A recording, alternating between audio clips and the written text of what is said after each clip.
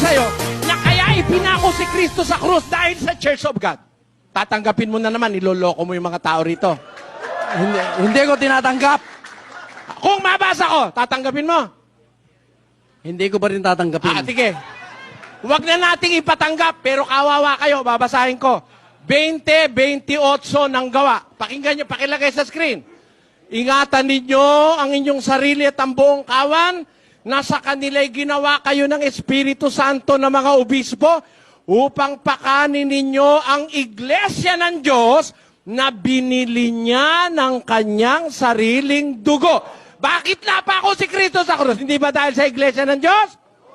Basahin natin ang katunayan kay San Pablo. 5:25 ng Efeso. Mga lalaki, ibigin ninyo ang inyong asawa, gaya ni Kristo na umibig sa iglesia, na ibinigay ang kanyang sarili dahil sa kanya.